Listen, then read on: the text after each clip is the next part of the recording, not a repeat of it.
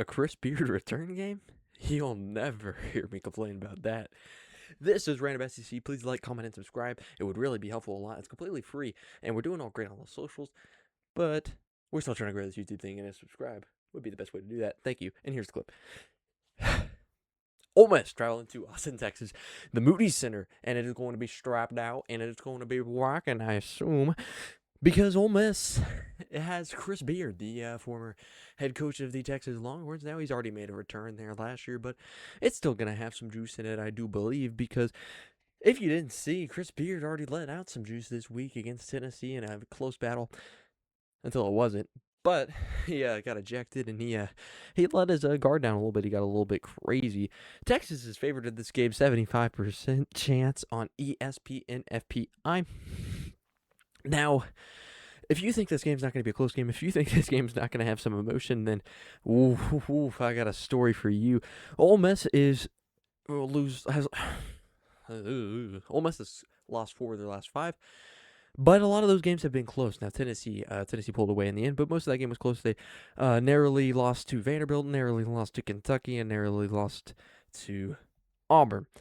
And for Texas, it's kind of the different story, right? You're 3-2 in your last 5 games.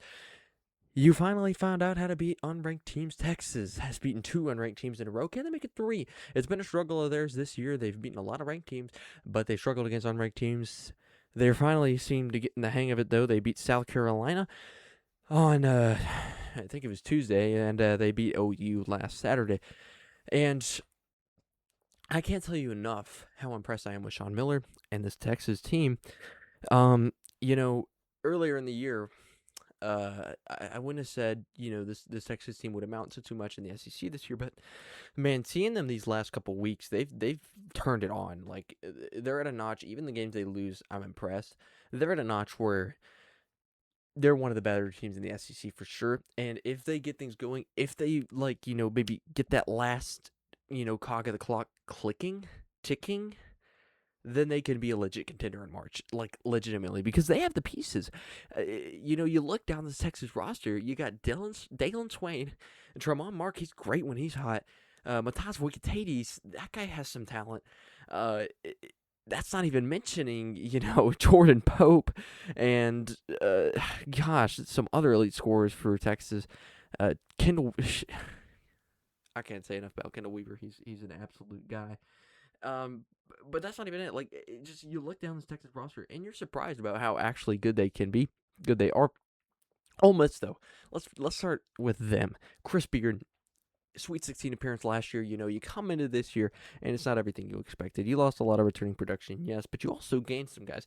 So you expected a little bit more than what you are right now. They're 11-11, and similar to Mississippi State, it just feels like you could be scratching a little more. And they're close in a lot of these games, so they have it in them. But where does the consistency show up? Where does the finishing of games show up? You've been good defensively, but where does that offensive spark come up? It can't just be AJ Storr. Malik Dia's got to step up a little bit. Now, he's been good, but he's got to step up a little bit. And other guys as well. Ole Miss, 4-6 in the last 10 games. They were on a little streak there before this last week and a half or so, and now they just kind of dropped a few. That being said, I'm not going to rule Ole Miss out of March yet, and most people will because you're 11-11. It's just a lot of things are going against you, but I trust Chris Beard. I think he's still one of the better coaches in the SEC, no matter all the controversy he's been through, and we'll get to that soon. He's still one of the better coaches in the SEC. He knows how to coach basketball, and everyone has a down year, yes, but I still see some upside to this Ole Miss team, and I am not gonna go ahead and sit here and rule out that they can make a comeback this year, whether it's in the SEC tournament or whether it's in now, and you string a couple games together now. Look, Texas beats Ole Miss about every stat here coming into this game, and the biggest one is points per game. Ole Miss just simply hasn't been scoring enough. They average 75.5 points per game. That's not going to cut it, especially against Texas, a team that's averaging 85 points per game. What I'm trying to say is, you're doing good on the defensive end. You got to create turnovers against Texas, and you got to get transition points. And then set up your half-court offense, and then maybe you can make some shots, drill some shots. But it cannot just be AJ Storr, because that's simply what it has been these last few games. if you could pull up a performance like you did against Kentucky 2 weeks ago, that's a performance that can beat this Texas team.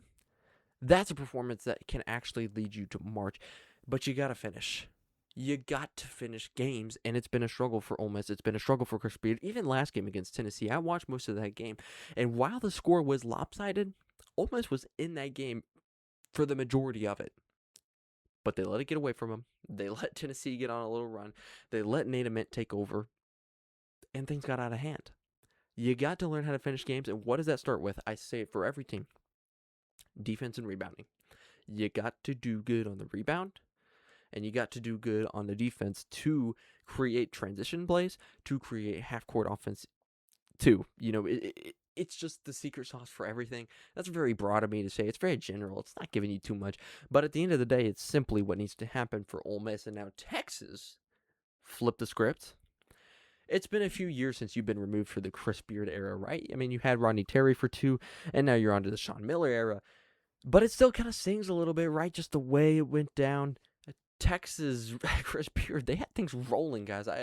Let's not forget that team made it to March with Rodney Terry and got pretty deep. Imagine that team with Chris Beard. I mean, Chris Beard is a phenomenal coach, and he had things rolling at Texas more than we've seen them rolling at Texas in a long time. And obviously the whole scandal, and I'm not going to get too deep into that, but we all know what happened there, and what happened, what didn't happen, we don't fully know. But it's going to be a hostile environment for the reason of Chris Beard. I still think Texas fans hold a resent to him, as they probably should. So, Ole Miss is going to be walking into that atmosphere. What I got to say about Texas, though, can you let that emotion get to you? Now, I know a lot of these players don't have personal connection to Chris Beard, if any at all, but the fans are going to be into it, and how does that play into you? Because you have struggled against unranked teams. Ole Miss is an unranked team, and they're one of the better ones. They're a tough opponent, and if you start off slow, if you can't get those shots down early, then it's going to be a long night. And you may not end up on the right side of it. Now, look, Texas, you're looking good. You're 14-9, right? A week ago we were saying, you're a bubble team, and you still kind of are, but it's looking more and more possible that you can find yourself into March and have a decent seed. But it's not going to come easy every game, and this game is no exception. And guys, Dailyn Swain has been elite. Other guys have been elite. But a guy who's kind of gone silent these last few games for Texas is Tremont Mark. And now Tremont Mark, earlier in conference play, he was their best player by far. I know they weren't winning games then, but I still want to see more from Tremont Mark. And it starts with him. I'll say it for a couple of guys in the SEC, Carter Knox, others. For guys like Tremont Mark, it starts in the defensive end. When he gets stops, when he gets a couple blocks, maybe a steal, and then he sees one go through the hoop, he's a different player, and he'll probably go off for 20. He's just one of those types of players, and I'm not saying he's a volume shooter or anything like that, but he's just one of those players who has to kind of get it going on the defensive end to get it going on the offensive end, and that's not a bad thing at all, but I do, if I'm Texas, want to see Tremont Mark just be a little bit more of a spark plug, a little bit more of a factor if you're going to win this game, and if you're going to string a few more together to solidify your seeding and solidify your place in the tournament. And guys, it's February now. I was saying earlier it's still January, but now it's February, so now things get a little bit serious, right?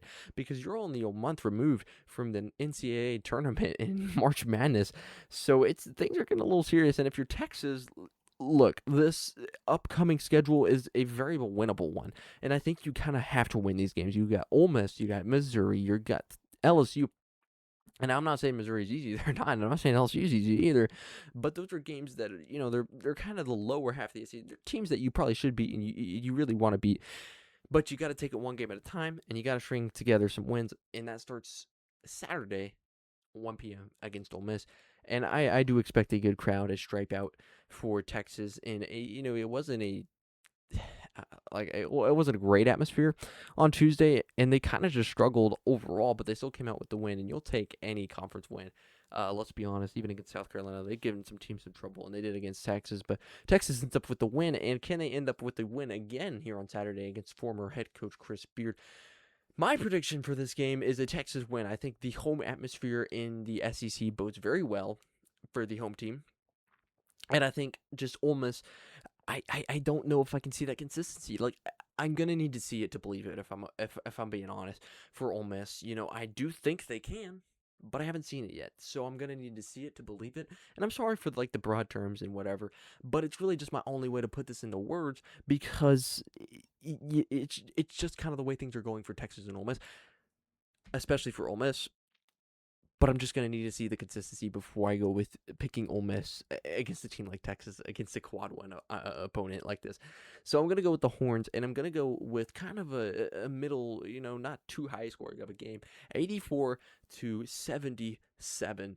A closer game, but at the end of the day, Texas pulls away. Texas gets the W, and the 40 acres will be happy with their men's basketball team for the first time in a little bit, and maybe can hang their hat and maybe find their way in March and maybe make a little run. Let's see. We shall see. Thank you for watching. This is Random SEC. Please like, comment, and subscribe. And thank you all for watching.